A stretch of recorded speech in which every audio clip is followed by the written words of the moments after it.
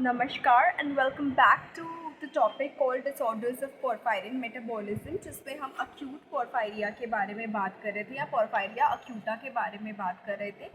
और जिस बुक से हम ये ले रहे हैं वो 1959 में फ़र्स्ट पब्लिश हुई थी और उसमें 1957 और 58 के लेक्चर्स हैं। तो ये लेक्चर्स दिए थे मिस्टर एल्किंगटन ने हॉस्पिटल में, यूनिवर्सिटी में, और उसी के रिलेटेड हम बात कर रहे हैं और इसमें दी गई इंफॉर्मेशन उसी पीरियड तक लिमिटेड है। So let's begin. एंड अभी तक जो पोर्फायरिया अक्यूटा के लेक्चर्स थे वो मैं पिछली वीडियो में बता चुकी हूँ, उससे आगे का कंटिन्यू करते हैं। तो पिछली वीडियो में हमने समझा था कि अक्सर उस वक्त पोर्फायरिया अक्यूटा के केसेस जो है कोई अक्यूट अब्डोमिनल इमरजेंसी के साथ कंफ्यूज किए जाते थे। अब एक हफ्ते या 10 दिन बाद डॉक्टर को रियलाइज़ होता था, अरे नहीं, इसमें कोई अक्यूट अब्डोमेन की प्रॉब्लम नहीं है, इस पेशेंट को कोई और ही प्रॉब्लम है।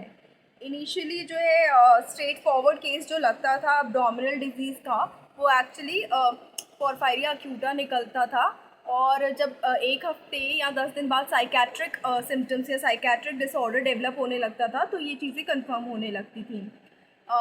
जब पेशेंट इनिशियली पिटिफुल रहता था और ऐसे कहता था कि मुझे रिपीटेडली एब्डोमिनल पेन हो रहा है, या फिर रेस्टलेसनेस रहती थी पेशेंट में या इरिटेबिलिटी रहती थी, तो डॉक्टर को सस्पेशन होता था कि ये नॉन कोऑपरेटिव है या हिस्टेरिकल पेशेंट है या हो सकता है बहाने कर रहा हो।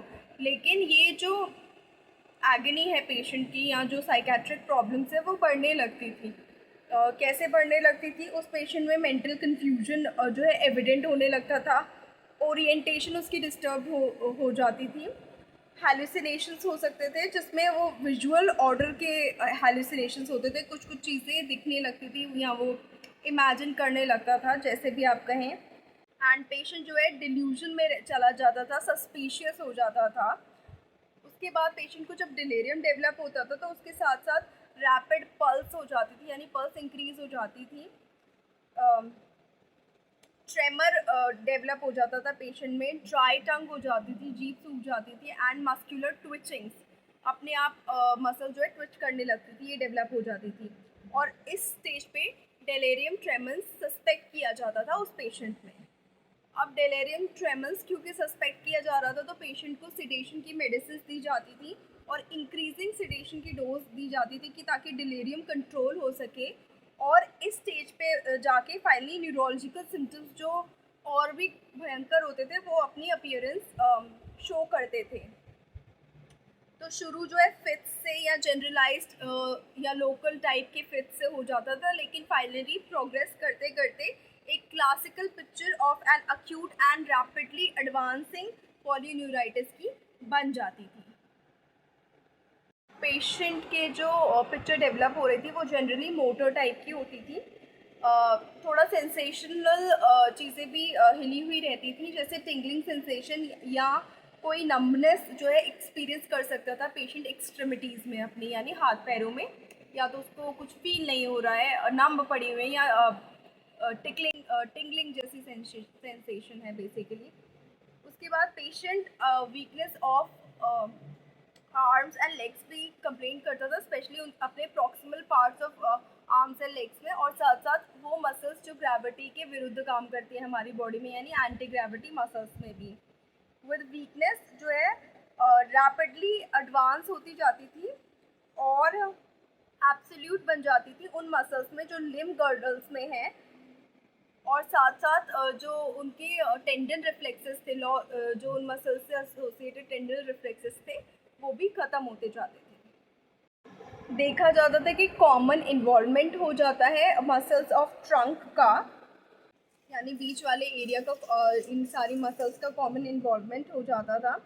उसके बाद इंटरकोस्टल्स और डायफ्राम यहाँ पे होता है अराउंड, तो डायफ्राम का, इंटरकोस्टल मसल्स का इन्वॉल्वमेंट हो जाता है, और अब्रप्ट ऑनसेट हो जाता था रेस्पिरेटरी एम्बैरसमेंट का, मतलब कि पेशेंट को सांस लेने में दिक्कत होने लगती थी, तकलीफ़ होने लगती थी, जो कि सामने वाले को भी विजिबल होने लगता था कि हाँ, इसे तकलीफ़ हो रही है। जिसके बाद bilateral facial paralysis, difficulty in speaking and swallowing, और ये पिक्चर बेसिकली अज्यूम करने लगती थी एक पैरालिसिस का फॉर्म जिसको कॉमनली कहते हैं लैंड्रीज असेंडिंग पैरालिसिस। तो जो बेसिक कारण होता था अक्यूट पोर्फायरिया की डेथ में, अगर ट्रीट नहीं किया जाता था तब, या ट्रीट करके भी बहुत बार बेसिक कारण क्योंकि मिसट्रीट हो रहा था, यही होता था कि रेस्पिरेटरी फेलियर डेवलप हो जाता था पेशेंट में। लेकिन एक और सरप्राइजिंग बात थी कि जब ये लगता था कि डिजीज़ अब तो पेशेंट ख़त्म हो जाएगा, बहुत ज़्यादा रैपिडली सिम्टम्स पूरे रेमिट कर जाते थे। एक बहुत ही इंटरेस्टिंग फैक्ट था कि कहाँ लग रहा था कि पेशेंट अभी ख़त्म होने वाला है, लेकिन फिर वो जी जाता था, सिम्टम्स चले जाते थे और पेशेंट और ज़्यादा जी पाता था।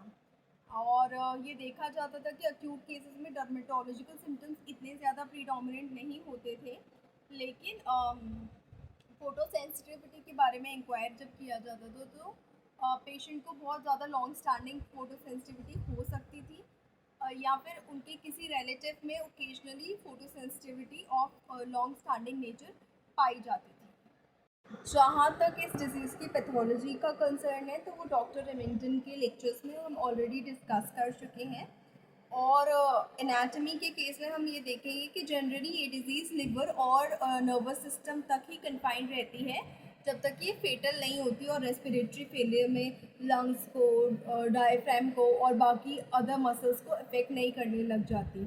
और ट्विचिंग ऑफ मसल्स ये सब न्यूरोलॉजिकल कारण की वजह से ज़्यादा होते हैं। तो लिवर और बस सिस्टम तक लिमिट होने के साथ साथ जब वो फेटल होती है तो रेस्पिरेटरी सिस्टम भी इन्वॉल्व हो सकता है। लिवर में जब इंक्वायर किया गया है तो या पोस्टमार्टम केसेस में या स्लाइड लेके जैसे भी इंक्वायर किया गया हो लिविंग केसेस में भी, तो उनमें ये देखा जाता था कि फोकल नेक्रोसिस होती थी। सेंटर ऑफ लोब्यूल्स जो है surrounded by zones of cloudy swelling, in which cloudy swelling में क्या होगा, लिवर सेल्स होती थी जिसमें deposits of granular pigment present होता था। नर्वस सिस्टम में मैक्रोस्कोपिक अपीयरेंस जो ब्रेन और स्पाइनल कॉर्ड की होती थी वो नॉर्मल होती थी अक्यूट पोर्फायरिया के केसेस में, और उनकी मेम्ब्रेन्स भी नॉर्मल पाई जाती थी। लेकिन जो पेरिफेरल नर्व्स के सेक्शंस थे उनमें पैची एरियाज मिलते थे of oedema and proliferation of the Schwann cells मिलता था। लेकिन कोई कैरेक्टरिस्टिक चेंजेस एक्सिस सिलेंडर्स में या माइलिन में नहीं देखे जाते थे। अब जब पोस्टीरियर रूट गैंग्लिया के सेक्शंस लिए गए तो उसमें स्वेलिंग ऑफ नर्व सेल्स मिली with degeneration of Nissl substance यानी निजल ग्रैन्यूल्स, और साथ साथ श्रिंकेज ऑफ न्यूक्लियाई देखा गया, ग्रैन्युलर साइटोप्लाज्म का श्रिंकेज देखा गया एंड सम वैक्यूलेशन देखा गया उधर पोस्टीरियर रूट गैंग्लिया के सेक्शंस में। साथ सिमिलरली चेंजेस, लेकिन बहुत ही ज़्यादा एडवांस चेंजेस ऑब्जर्व किए गए नर्व सेल्स में स्पाइनल कॉर्ड की, और साथ साथ motor nuclei of the cranial nerves in the brain stem में भी सिमिलर बट एडवांस चेंजेस देखे गए। तो जो सेक्शंस ऑफ नर्व सेल्स जब ब्रेन में से लिए जाते थे तो उसमें ऐसा कोई चेंज नहीं मिलता था, लेकिन जब माइलिन के लिए स्टेन किया जाता था पेरीवेस्कुलर एरियाज को तो उसमें बहुत ज़्यादा पैलर देखने को मिलता था। इन चेंजेस को डेनी ब्राउन करके रेफर किया जाता था क्योंकि इंटेंस इस्कीमिया और बेसिकली इंटेंस फोकल इस्कीमिया उन एरियाज में हो जाता था ब्रेन के या स्पाइनल कॉर्ड के ब्लड वेजल्स में। हालांकि कोई भी पैथोलॉजिकल चेंजेस और कोई पैथोलॉजिकल चेंजेस वहाँ ज़्यादा देखने को नहीं मिलते थे। उस वक्त के अकॉर्डिंग यानी 1959 से पहले पहले अगर इस डिज़ीज़ के कोई ट्रीटमेंट की बात करें तो ऐसा कोई ट्रीटमेंट मिला नहीं था जिससे ये डिज़ीज़ बिल्कुल ही हट जाए या ठीक हो सके।